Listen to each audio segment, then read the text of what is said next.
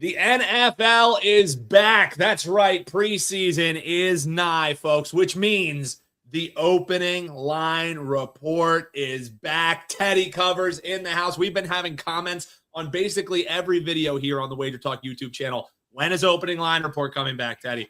When is opening line report? Buddy, the time is now, man, and I know you're fired up. Sure. I mean, look, it's been a long summer, you know? The last time we did an opening line report was the day after the Super Bowl in February. Thanks for waiting. Thanks for watching.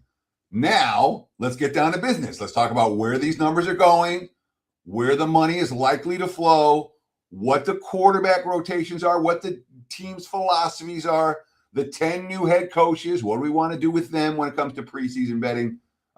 Yeah, Dan, it's been and the beauty of it, of course, is that, you know, I usually start my NFL prep right after the draft.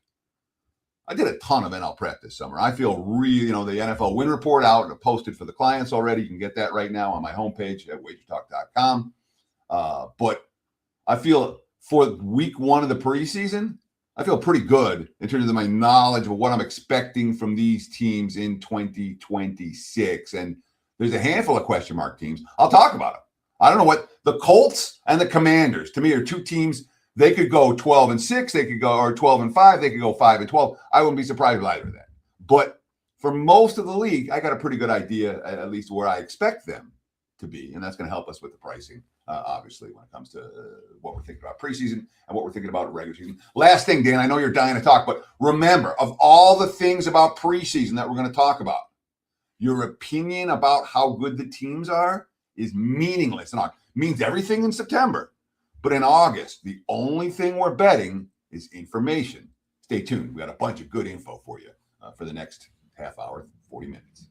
And Teddy, you know me. I'm not dying to talk. I'm dying to learn, because that's what opening line report is all about, getting you on the right side of these moves. So if you're first time ever tuning in, folks, where have you been? You've been missing out. Teddy has been doing this show for a long time, getting you on the right side of some of these NFL moves. So, Teddy, the way we do it, we go down rotation order. We go through every single game. We give you quotes. We give you maybe some things that you weren't thinking about of why this line looks the way that it does. Teddy breaks it down, gets inside the locker rooms here for you, and lets you know, what does that mean in the marketplace. So we'll go down rotation order. But before that, Teddy, let's just talk the actual start of the NFL season, which was the Hall of Fame game. They couldn't set that line high enough, Teddy. They're still scoring in that. So thoughts on what, public loves betting these unders. Oh, it's an ugly game. I haven't practiced much. The last 5 of them, I believe, Teddy, have flown over. Weird Hall of Fame game, though. Came down to the last play.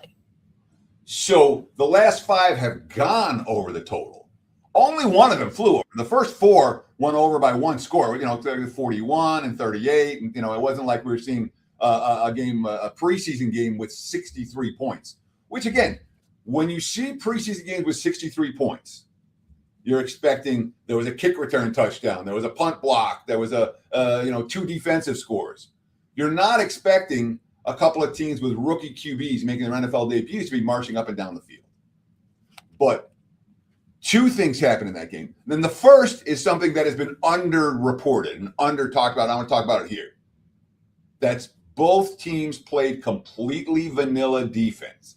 There was no stunting. There were no blitzes. There was no disguised coverages. It was as vanilla gets. And you had quarterbacks, including an undrafted rookie free agent in Haynes King and Carson Beck, who had been in college. It wasn't like these guys had been in college for a year or 2 years. They'd been starting quarterbacks for the better part of the last decade, or half decade, I should say. So when you had the QBs who had all the experience in college facing these vanilla defenses, the receivers made plays, all right? That doesn't happen. I mean, you don't often see the quarterbacks and the receivers on the same page again and again, but that's what happened in the debut in the Hall of Fame game.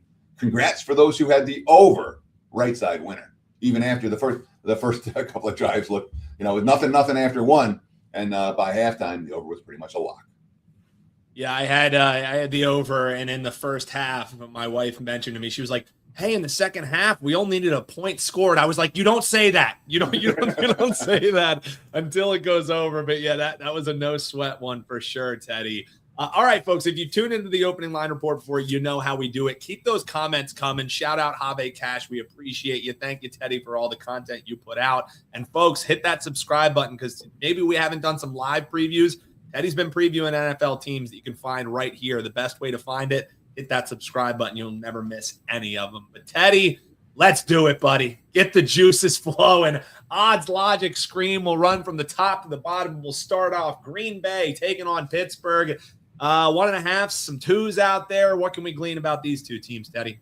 Yeah, we haven't seen a whole lot of movement on this game. Pittsburgh opened 1.5, 37.5. We're still seeing 1.5s out there. We've seen a little bit of under money come in. Leading indicator books are down to 36.5, even a couple of 36s starting to pop. So if you like under for Green Bay, Pittsburgh, there's a little bit of urgency there. Why do you like under? Well, let's see. The Packers, the reports out of the Packers' first-string offense have been awful. It hasn't been pretty with Jordan Love. The quote, the crowd at Lambeau Field didn't have much to get excited about when it came to the Packers' offense. I read a lot of beat reporter quotes from training camp this past weekend to get all the info of what's been happening over the last week. You have cluster injuries at receiver for Green Bay. Matthew Golden's not likely to play. Dayton Reed's not going to play. Christian Watson's not going to play. Savion Williams, the second-year receiver's had a great camp. The third-string QB, Kyle McCord, is the guy who's been getting the accolades here in August for Green Bay. Pittsburgh, of course, new head coach for the first time in 2 decades for the Steelers. Here's a quote from Mike McCarthy talking about installing his offense. Quote, "You got 4 installs already in. You can play games with the first 4 installs, but now you're adding a second, third down package. We put in a short yardage yesterday, so it'll be the second red zone package that'll go in. We also install goal line. Then we'll do thud tempo, do some 2 minutes today." Pittsburgh, new coach, new offense, and lots of installs going right now. So when it comes to where these teams are in terms of their preparation, Green Bay's ahead of Pittsburgh right now, for sure. From a quarterback rotation standpoint, I don't think we're going to see Aaron Rodgers in this ballgame. For the Steelers, Mason Rudolph, Will Howard, Drew Aller, the 3, a choice behind him. Aller, the rookie, not a rookie anymore, but Aller out of Penn State. Howard and Rudolph, 2 guys who have had NFL experience in the past for the Packers. The QB rotation, you have Tyrod Taylor and Kyle McCord. McCord supposedly had a pretty good camp. He's been throwing deep balls and throwing them successfully. But the only early movement I'm seeing for this one, Dan, is a little bit of money to the under. Looking towards the under, not necessarily an emergency betting alert. So, folks, if it's your first time watching, that's something that you want to definitely listen for. Potential doodly oops coming your way, but just not quite there on that one. Teddy, let's keep it rocking down the odds screen here. Detroit taking on Cincinnati. And this one, according to this odds screen, Teddy, as we're seeing these open number at 3.5, and we have 6.5, 7s out here. Basically seeing 37.5 is the total. Thoughts here on Detroit, Cincinnati, Teddy? Yeah, heavy money for the Cincinnati Bengals. Why? Well, the Lions were supposed to have Teddy Bridgewater, who was going to be behind center for much of this ball game. Instead, they signed him in March, his 3rd tenure with the Lions, and Bridgewater decided a couple of days ago, well, I don't really feel like quarterbacking in the NFL anymore. Bye-bye. And he retired. So that means we're going to see undrafted rookie Luke Altmaier is, quote, expected to take heavy snaps in Detroit's preseason opener. He's a guy who had 5 years in college, 2 at Ole Miss, 3 as a starter at Illinois. So Altmaier's from your average undrafted rookie free agent. He's got plenty of experience in that regard. We're not seeing any Lions starters playing this ballgame. There was talk that it could be some Josh Dobbs this week. Dobbs spent last week as Drake May's backup. He just signed after Bridgewater retired with Detroit. I don't know yet if he's going to play. The markets aren't worried if he's going to play because they don't expect him to play well if he does. Meanwhile, for Cincinnati, and they've had a lot of reps in practice with Joe Burrow behind center. That was the big talk out of Bengals camp. Offense coordinator, this is, of course, a Bengals team, the only team in the division that returned their coaching staff from a year ago. The big talk out of Bengals camp has been the defense for Cincinnati. Of course, it's the defense that underachieved last year, underachieved the year before. Al Golden's squad, defensive stop unit, has been the story of training camp in Cincinnati. I'll play the offense so far. And certainly when you talk about a Detroit team that doesn't have a lot offensively for week one of the preseason, that could be meaningful when all is said and done. If the Lions are facing but of course, Cincy's defense, what are we going to see in the first game of the preseason? Probably not a ton. From a QB rotation standpoint, again, they got Flacco, Josh Johnson, Sean Clifford on the rotation for the Bengals. We have not gotten information from Zach Taylor yet as to what the exact rotation is going to be, but likely to be a lot of Altmaier for the Lions. And the markets don't like that, hence all the early Cincinnati money. Yeah, that's fair. Teddy, third game out of the 6 that are going on the 13th, kicking off week 1 of the NFL preseason, is the team you said, I don't really have much of a vibe for. That is the Indianapolis Colts, as they're taking on the New England Patriots. If you don't have a vibe for the starters of Indianapolis, I'm wondering what you think about all the backups we'll see in this game. 1-point favorites, 1.5 for New England. We're looking at about 38.5, pretty much painted on the total on this one, Teddy. So if Indy's starters stay healthy, I think they'll be fine. The Indy's problem is depth. And talk about where I'm going to parlay the Colts going into week 1 of the regular season, probably a little bit higher than I should, because I believe in that starting unit. What I worry about for the Colts is if any injuries come, that team lacks depth completely. I've seen the Patriots 1.5, 38.5 is at the open, 1.5, 38.5 right now. There are some books that have moved to 39 on this total for Indy and New England. From a QB standpoint, Colts after Daniel Jones have Anthony Richardson, who's had a terrible camp, but who is a guy who has previous NFL starting experience. You want a QB like Anthony Richardson to make plays with his feet in preseason games. Again, look what Haynes King was able to do the other day. When you make plays with your feet, it goes a long way towards being a successful preseason quarterback. Riley Leonard, Easton Stick for the Colts as well on the roster. Tommy DeVito and Baron Morton, who no one's excited about on the Patriots roster after Drake May for quarterback. But and again, we don't have a QB rotation for either one of these teams. These are the guys on the roster. But one of the things we look for in August, we look for quarterback battles. And in particular, we love backup quarterback battles. Anthony Richardson, Riley Leonard locked in a backup quarterback battle for Indy behind Daniel Jones. That's a bet on. Shane Steichen's quote, the guy that's most consistent is going to win that job. The guys are battling. It's back and forth right now. There's been flashes, but yeah, there's work to be done for sure. And from all indications, Daniel Jones, who left last season, ended with injury early. He's been working a ton in practice, and there's no plans to reduce his workload just yet. For New England, and the rookie quarterback Baron Morton had a couple of nice throws in practice. Tommy DeVito has looked like quote the offensive most productive player in practice the other day. So from a backup quarterback position, New England in decent shape. That said, Morton likely to play a whole lot in this ball game. And if you're laying points with undrafted rookie free agent QBs, lesser tier quarterbacks in August, sometimes those second halves don't look so pretty. My lean is towards the Colts plus the points, and I'm surprised the markets haven't yet moved in that direction. Just under 15 minutes in on the show. Hit that like button if you haven't already, folks. Keep those comments coming. We appreciate you dropping them. We have a comment about Harbaugh. We'll get to some of those at the end if we have a chance, but keep those likes coming if you haven't. Hit that subscribe button. All right, Teddy. Mike McDaniel took his capri pants and took his talents to Los Angeles to join the Chargers here. Chargers taking on Houston. 1.5 point favorites, 37. Actually, pretty split total. So I'm interested to see what you think about this one, Teddy. But new look offense for the Chargers. Thoughts on McDaniel's presence and if that factors in? Does he want to make a splash here in Game 1 against Houston, or is this just another preseason? I don't think either one of these teams is worried about winning games in August.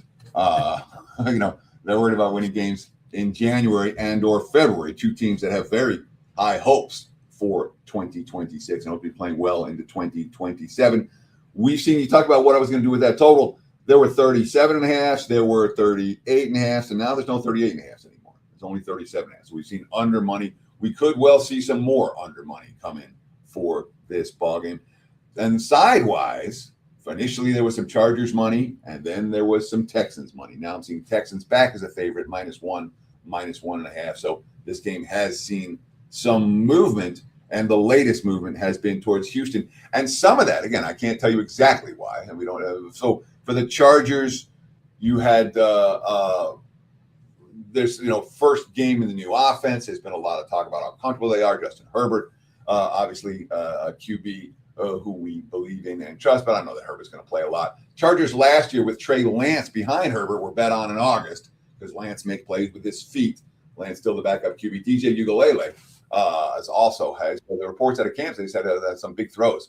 And had a 50-yard pass to Darius Davis in practice the other day. So that's what the Chargers appear to be doing. But the money for Houston, when you talk about, and then we've seen for the Texans from a QB standpoint in this game, yes, Stroud, potentially Davis Mills is a bet on quarterback. Graham Mertz is a guy who has NFL experience as well. So Houston's QB rotation, very reasonable in that regard.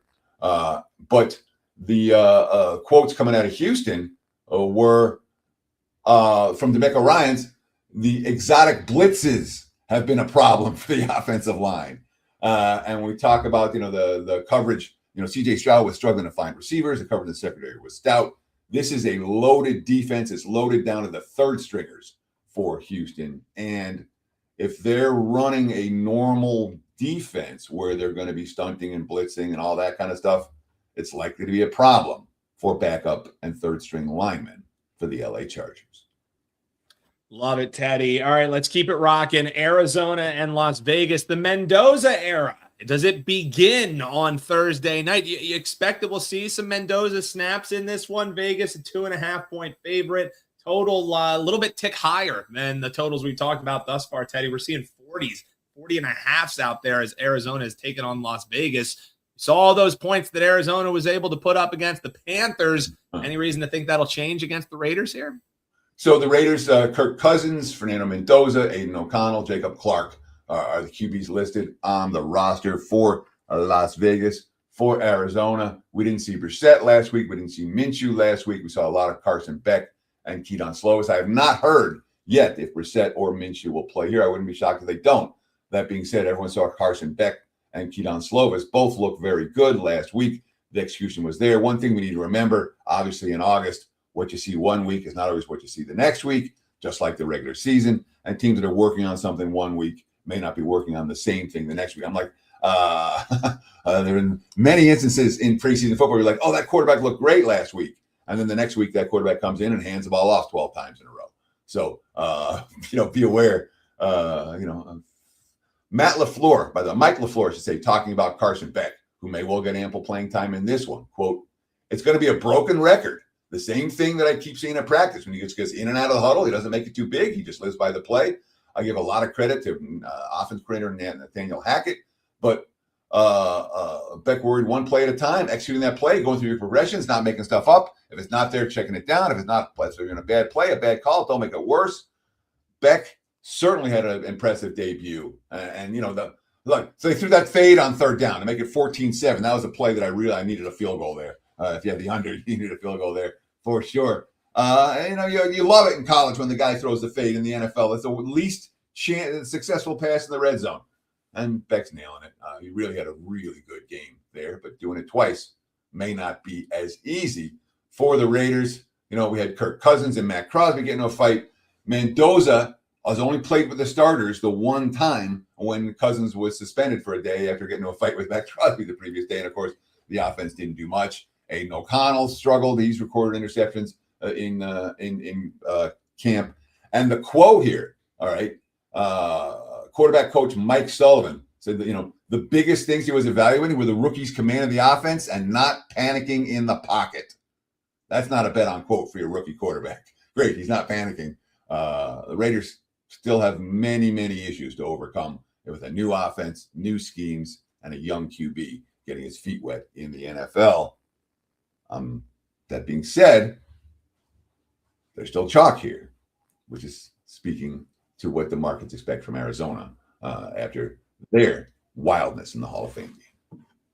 Yeah, it certainly was wildness. I see Teddy, even being in Vegas, you haven't quite caught Mendoza fever yet. Is what I'm gleaning here. So we'll see. Teddy, you got no horse in the game. It's who's cashing us tickets. Vegas team, Michigan team. Who cares, man? I could. They started calling me a black. Like, you're a black heart because I was betting against Michigan. I'm like, my financial aid package my senior year still makes me mad. They owe me money. Teddy the Blackheart. Who would have known Teddy is a pirate in his other life. So, all right, Teddy, let's keep it moving here. Last game on Thursday, 9 p.m. Eastern time. Start in that's 113, 114. Tennessee taking on San Francisco. Talk about a home chalk for the Raiders. Okay. How about road chalk for the Titans here? I don't know what's tougher, handicapping this game or handicapping the weird car crash situation that Shanahan is caught up in. He was autopilot. He was not on autopilot. He was reaching into his backseat for it. This saga is bizarre, but we care about what happens on the field and how that shakes out in the line. 37.5, 38 total. What do you think, Teddy? Yeah, 37.5 now the prevailing number for San Fran, Tennessee, and a big move on the Titans soon after the open.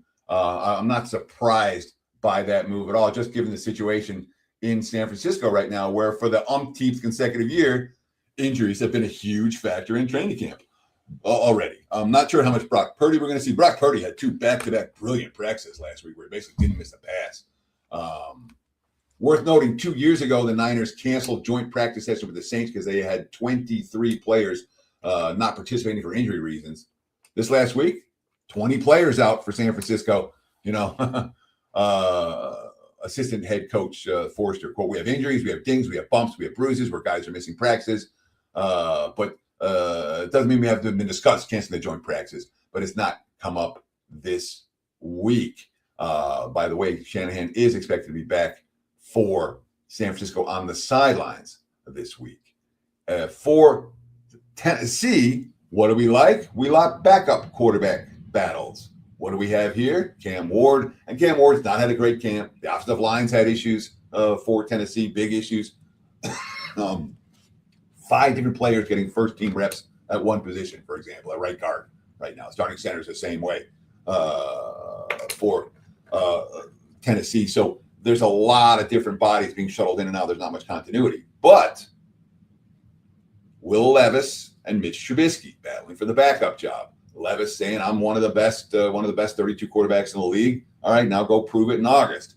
But when you have that backup QB battle between two guys who care, like against a team that doesn't care and just wants to stay healthy, like the 49ers, you're going to see a whole lot of money. So I'm not surprised the Titans took money. I would not be surprised if the Titans take more money. But this was one, when it opened, it popped. Basically the first one that popped in the markets this week. So the wise guys all over Tennessee against San Francisco. All 6 games down for Thursday. So, Teddy, let's turn the card to Friday, August 14th. And, turnover is part of the NFL seasons from year to year. What's a team going to look like? Miami. I mean, new head coach. You got new quarterback, new situations for Miami. They're a huge scratch in my head seeing what they're going to look like heading into this year. The team you mentioned you're scratching your head about as well is the Commanders. And this one we're seeing Miami, the favorite, 36.5 in the total. Teddy, I don't want any part of either of these teams, especially first action out of the preseason. You have a bigger vibe on this one? So the money's poured in on Washington in this ball. Yeah. It's coming against the money's coming on Miami in this game against Washington. And Washington's really got a fascinating scenario. Obviously, the Laramie Tunsil, who suffered a torn triceps in practice, huge injury for that. But that's not the only injuries for Washington. Dan Quinn said the center, Nick Allegretti, isn't going to play. He's got a hamstring injury or a calf strain. They just signed 2 centers, Trey Hill and Daniel Brunskill. They signed a guard, Max Sharping. That's, they were thin at center before those, injuries. They signed another tackle too, Nicholas Petit-Frere. So, and that's before Tunsil got hurt. So when you're signing guards, tackles, centers off the waiver wire, and then you lose another guy and another guy, that's why the money's coming for Miami right now, big time. That being said, You have Mariota, who's as good a backup as you want in this league. And here's a really strong bet on for Washington. The offensive coordinator, David Blow, has been calling trick plays in every practice. And he said the media is not allowed to talk about what the trick plays are. The one in practice on Wednesday when I went for a score. Quote, don't be surprised they become a part of each game. Did they start in August? I don't know. But anyone that's running trick plays in August is going to succeed at a fairly high percentage. So that's a bet on for Washington in that situation. But obviously the offensive line issue is a pretty strong bet against. We have a first time. Well, Jeff Hafley coached at Boston College, but first-time head coach in Miami. Here's the quote from the article I was reading. Quote, the Dolphins defense has forced multiple turnovers in nearly every practice this summer. There are issues. And Malik Willis had a conversation with his teammates talking about how they're not upholding standards on the opposite side of the football. The defense has dominated the offense in camp, which could make a case for an under. One of the lowest totals in this one. One of the lowest totals this weekend is in this Miami-Washington game. But my thought for the Dolphins going into the season is probably my number one under team in the NFL. I'm expecting Miami to be playing low-scoring games. So a little nugget there for you folks, if you've been keeping notes, a potential under team that Teddy is looking towards there. Teddy, there's this lyric from that song Atlantic City. Everything dies, baby, that's a fact. Someday, everything that dies someday comes back. And the reason why I say that is Geno Smith. Is there an echo in here? He's a Jet again. Geno Smith has come back after dying multiple times in his career. It seems like they're taking on Tampa Bay. You don't think we see Geno Smith in this game, do you, starting off preseason as they're taking on Tampa Bay? How do you see this one shaking out? A modest favorite, we'll call it. Basically a pick 'em in most spots here with the Jets as they're taking on the Bucs. Yeah, so there's familiarity with Geno Smith and the offensive coordinator and Frank Reich. Lots of positive talk from Jets camp about how Geno Smith has been doing. The rookie quarterback, Cade Klubnik from Clemson, quote, he's been, quote, shaky. So he's likely to get far more playing time than Geno Smith. I don't know if previously. And again, when you're talking about the starters in week one of the preseason, you can't make any bets based on starters because any starter for any team, they play a series, they'll play two, great. They ain't playing in the second half of any of these games. So when we're handicapping preseason, we got to be aware of who's going to be on the field after halftime. That's what we're looking for in these contests. And the game plan of the coaches after halftime. So Klubnik, not a bet on QB for the Jets, and he's likely to get a fair bit of playing time in this one. That being said, Tampa's already got cluster injury problems. The wide receivers had an issue. Quote, the defense had a dominant day in practice on Thursday. So there's certainly issues for Tampa on the offense side of the football right now without a whole lot of their talented players. Jake Browning, Connor Bazelak, Jalen Daniels listed as the Bucs backup QBs. I've not yet heard anything in terms of their rotation. Final game on Friday, Teddy. Denver taking on Atlanta. As I head on into this season, I talked about this with Andy Lang on WagerTalk today. Denver, a team that won 14 games last year, and their season win total is 9.5 for a team that is bringing back a lot of continuity. So that kind of has me perking up, seeing what odds makers maybe think about this Denver team over exceeding expectations last season. But we have plenty of time to talk about that. Let's figure out how to bet this game. Atlanta's quarterback room between Michael Penix and now Tua Tagovailoa. Interesting dynamic there in the quarterback room. One that figures to need a lot of ice, I will say. How do you see this one shaking out in game one, Teddy? Yeah, so we're seeing a ton of money for the Denver Broncos, and it's not on Denver, it's against Atlanta. When you talk about this one opened, it opened as high as 4.5. So, but it's been, when you see 4.5 point spreads in week one of the preseason, again, most of these are going to be lined within less than a field goal. So when you're seeing more than that, there's always a reason. And the reason here is that Atlanta doesn't have any quarterbacks. Michael Penix hasn't been cleared for 11 on 11 yet. Tua Tagovailoa is now back in practice, but he's had a tight back. So you had Matt Ryan, the retired Matt Ryan, the team's president of football operations, throwing to wide receivers during practice the other day. And then, you had what's the kid's name? Strand, who was an undrafted afterthought out of Division II Minnesota State Moorhead.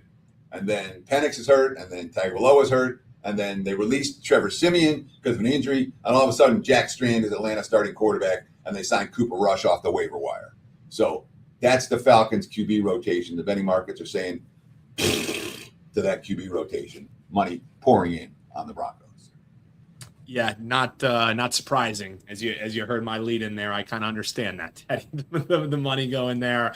All right, Saturday left to go. But Teddy, before we break down these final 7 games that we have here for the folks on the show, what do we got rocking over your page? I mean, this is a time of year where folks, you want to get in early because deals, they don't last for long once football season comes. So early access, it's available now. We got a couple different deals over at Teddy's page, wt.buzz/TC. And Teddy, you've been honest. You've been open. You talked about how last year's win report didn't go how you wanted to go, and that's dedicated you even more to this year. So you head towards football season. What can people expect over at your page?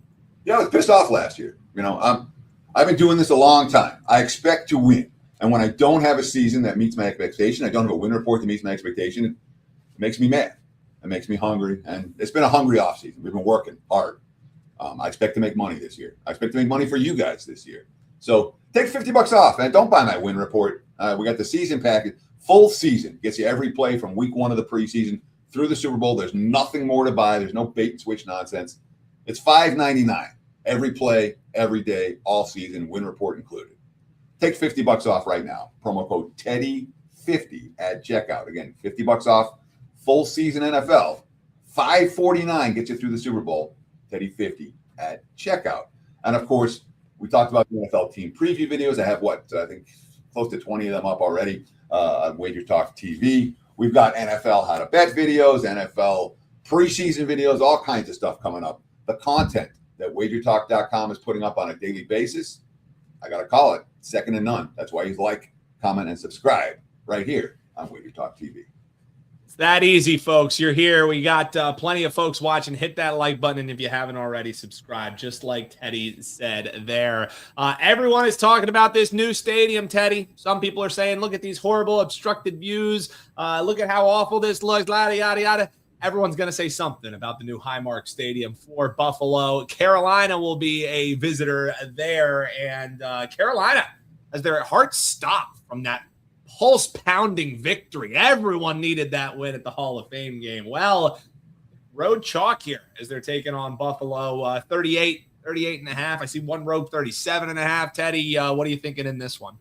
Yeah, so for the Saturday games, we haven't seen anything in terms of early line movement. We haven't seen much in terms of information. So I'm going to go through these Saturday games fairly quickly because we don't have a ton of info on them right now. We have seen a lot of money come for Carolina against Buffalo. It doesn't look like Josh Allen's going to go. I'm not sure that Kyle Allen's going to go for the Bills. The Bills, so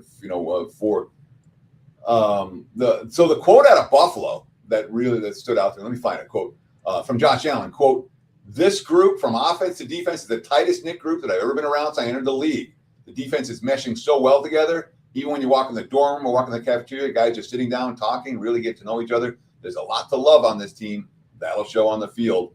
That means nothing for August. It could mean something for September and beyond. As for Carolina, we saw Haynes King, who played brilliantly. The game, by the way, is going to be a lot of more Kenny Pickett in this game than last time. We're going to see Bryce Young get 10 to 20 plays against the Bills, quote, depending on the flow of the game. I'm excited to go out there with the guys. But third stringer, Kyle Trask, who just got signed off the waiver wire after Haynes King got hurt. I'm not convinced Trask is the QB you want in this offense against a Bills defense that does have some depth. Teddy, we had a question here earlier, and it ties into this next game that we have coming up here. Hey, Teddy, you think Harbaugh brings that same mentality of winning every preseason game? The loudest preseason trend is Harbaugh in the preseason with the Ravens. It was someone we talked about every week here on the program. If so, do you have an angle on that? And we're breaking down, of course, Minnesota taking on the New York Giants. Talk about a disgusting quarterback room. How about number 9, now joined by Kyler Murray? Ooh, wow. They're seeing them as 2.5-point favorites, 3 in one spot here. Total in this one nearing 40 as well. Teddy, how do you see this one shaking out? Yeah, and this is worthy of emergency betting alert. There's one on this show, and it's this total. It's going up and up and up. So let's do it. If you want, if there's still 38.5 up in Minnesota Giants, right? Yeah, I get it. We missed it so much, Teddy. I had to drop it there twice. It's emergency betting alert time. You didn't think we weren't going to get you at least one on the program, Teddy. Tell them about it. If you like this over, bet it again. You can still find 38.5 out there. There are 40s in the markets right now. It's nothing but over. The market's expecting points in bunches. When you see 40 in a week 1 preseason game, you're expecting a quarterback rotation that people like and a couple of offenses that are expected to work. You asked me about Harbaugh and his track record in Baltimore. It's worth noting there was 1 year, 2024, where Baltimore didn't have an elite QB rotation in August. And that preseason, they lost 16-13. They won 13-12, and they lost 30-7. The Ravens' preseason success all those years came on largely 2 factors. One is they blitzed, and teams that blitz we like in August. And 2 is their backup and their third-string quarterbacks were always good and could always make plays with their feet. I'm not convinced that we're going to see that level of success from the Giants when it comes to the backup / third-string QB position here. Jackson Dart, Jameis Winston, Brandon Allen, that is a pretty good QB rotation. I'm not sure if they have anyone behind them likely to get snaps on Saturday. If you want the over, bet it now. Man, it feels good to have opening line report back. Feels even better to have those emergency betting alerts. Okay, Teddy?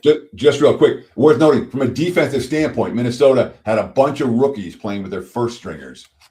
So there are some defensive issues perhaps for the Vikings, but Brian Flores is known for we don't know how vanilla that defense is going to be. That's something I want to find a quote for this week. Absolutely spot on there, folks. If you're tuning in, make sure you hit that like button. Make sure you subscribe. If you're watching us on Twitter as well, take a second after the show, head on over to YouTube, hit that subscribe button. You can get the shows live on Twitter, but we love growing that YouTube page as well. So check that out. Teddy, Chicago Bears team that it'll be interesting to see how this shakes out for them. Did they over exceed expectations, or is this team real and here to stay under Ben Johnson? They're taking on the Cleveland the Cleveland Browns. Deshaun Watson is over there, and Shadur Sanders. Nice strong rotation there as well, Teddy. 1-point favorites down to, though, are the Chicago Bears. 38.5, some 39s out there on 125 versus 126. What do you see here? So I'm going to bet this game. I haven't done it. I didn't get a chance first thing, but this is going to go up for the clients right after the show. This is going to go up in my pocket right after the show. And all I'm going to say, I'm not going to give you the pick. All I'm going to say is look at the Bears injury report. It ain't pretty. Oh, Cleveland, back up. They have a battle for all the quarterback positions. So that's worth noting as well. This is why you tune in, folks, because Teddy isn't going to spoon feed you anything, but you pay attention, you might just get a little something there. So Cleveland and Chicago going to be a client play, and you guys got it first here live on our first edition of the Opening Line Report. You love to see it. All right, let's keep it rocking. Jacksonville, New Orleans. Jacksonville looking at up to 2.5-point favorites in one spot. That looks a little rogue, though, Teddy. I'm seeing my odds screen is getting a little kerfuffled here, Teddy. So tell me what we're seeing here with Jacksonville, New Orleans. As you can see on the screen, I think we might be having some errors going here on the odds logic screen.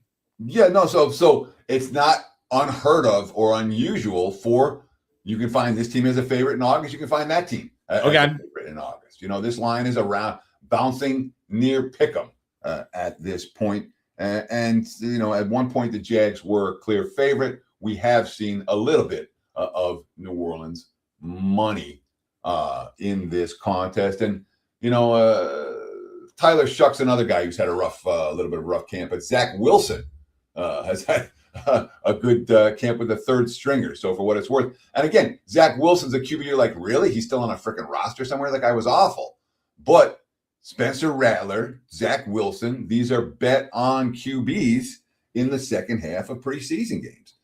Guys who have been around, who've, you don't get Bo Nix in the second half of games, not in August. But when you have quarterbacks who do have some level of experience, that matters. And of course, we've seen some injuries on the offensive line for Jacksonville. That's always a concern because when the offensive line is banged up, the QBs get banged up. And when the QBs get banged up, the team loses. So when you have OL injuries, it often means shorter stints for guys who can help the team on offense. That's not usually a bet-on situation. All right, Teddy, Rams and Chiefs here is what we'll get to. And this on paper, right? If you just look at the team names here, potential Super Bowl preview, right? Everybody loves the Rams here.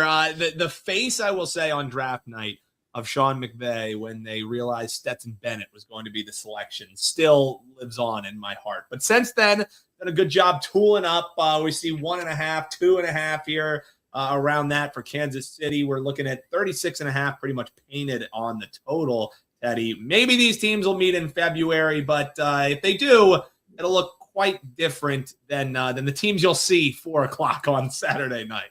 Yeah, Matthew Stafford's not going to play in the preseason at all. If Stetson Bennett is not likely to play a whole lot either. Last year, Garoppolo was the clear number 2, and he didn't play at all in August as well. McVay is a coach who does not care one iota about winning or losing in the month of August. The Rams are bet against if you're going to get involved. And then it's a scenario for LA where it's likely, not a sure thing, but it's likely, there's going to be a whole lot of Ty Simpson and Matthew Caldwell could get playing time as well. So it might not be anyone that we're expecting to see any snaps for LA this season. And it's not like Kansas City's going to bring all their guys. The quote from Andy Reid, quote, there's a pretty good chance where I don't play him. That's for the entire preseason. The percentages are leading that way. I don't know if I'll play him in the second or third game. The percentages probably lean against not doing that. We've got new people behind Mahomes that need some work. We're going to see Justin Fields. We're going to see the rookie Garrett Nussmeier. And that's likely to be what Kansas City brings to the table in this one. Fields is bet on in August. Nussmeier, probably not so much. So I'm looking to see if I can get any sense of what the playing time split there is going to be. If I could bet on maybe it's a bet on first half with Fields behind center for KC because LA really doesn't care. Teddy, we talked about it earlier when we were talking about the Giants game and John Harbaugh no longer with the Ravens. So new look for the Ravens and likely a new approach, I would say, to the NFL preseason. Eagles are favorites against the Ravens. That's telling you alone that the Harbaugh factor is gone. Yeah. The preseason is there. Eagles road chalk 36.5 across the board here. Is figured to be a heavy dose of Tanner McKee, I would think. My Philadelphia Eagles. What do you think about this one, Teddy? How's this shaking out? Road chalk for the Birds. And McKee's having a good camp for what it's worth. Cole Payton, another guy who could be seeing time for Philadelphia in the second half of this one, and I'm not sure that I want my money on Cole Payton in any meaningful situation for Baltimore. Again, one of the things we like about the Ravens all these years in the preseason, they've always had good running quarterbacks as their second and third stringers.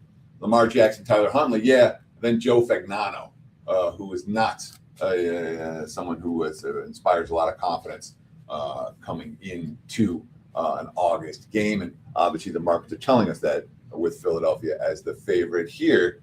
Harbaugh got a lot of credit. I think it was as much the player rotations as any other factor. I talked about that a little bit with Minnesota and the G-men, saying I don't know that I'm going to be betting on the Giants blindly just because Harbaugh used to win preseason games in Baltimore. And this is a scenario here where I don't think I'm going to bet the Ravens blindly just because Harbaugh used to win a preseason games in Baltimore.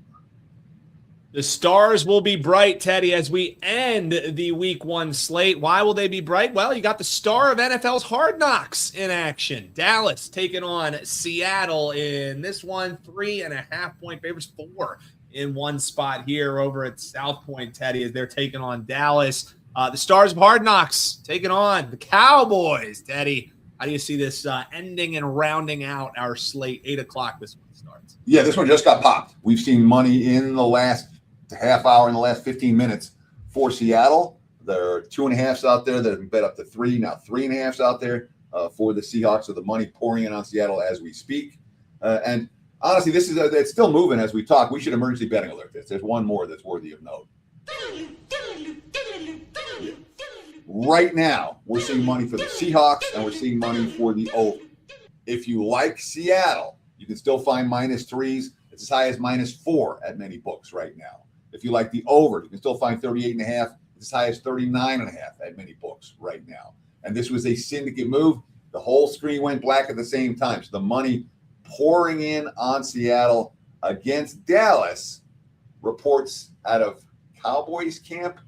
Brian Schottenheimer was screaming at the team for not practicing hard enough. 5 minutes.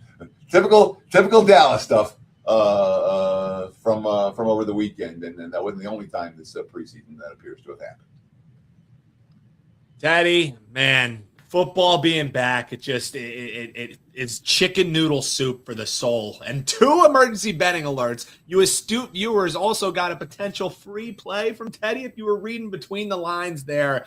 More reasons than ever to hit that subscribe button, man. Absolute pleasure to be in the sidecar witnessing this, Teddy. Absolutely enjoy this show. I've learned so much. It's one of the first shows I started producing here at WagerTalk. And I think if you folks aren't starting your week watching this program and you're handicapping NFL, you're just doing yourself a disservice. There's no better way to gear up for the week than subscribing, checking out, whether you're watching on X, whether you watch it on YouTube, opening line report, Monday morning, every Monday morning at 11 a.m. Eastern, 8 a.m. Teddy's getting you action here for you on the West Coast. Teddy, it's back, baby, and it feels good. So I'll say this, Dan. When I started doing NFL opening line reports, my hair looked like your hair. For fact, yeah. So 20-something years, you'll get there, brother. I hope you do. Yeah, that's the hope, and especially with the sun on the way, I might be looking like you sooner rather than later. Teddy doesn't take long. And then after Isaac was born, that's when it all went from salt and pepper to this. But really, guys, thank you very much for watching. Appreciate the comments, the likes, the follows. Check out all the videos on WagerTalk TV, and be sure to check out my homepage, www.buzz.com/TC, for all the preseason action, for all the regular season action, for all the football action. Appreciate you guys very much. Have a great week, and we'll do it again next Monday right here on WagerTalk TV. It's just starting, folks, so make sure you're subscribed. We'll be back here on Monday. Stay tuned. 12 minutes from now, WagerTalk Today coming your way. We appreciate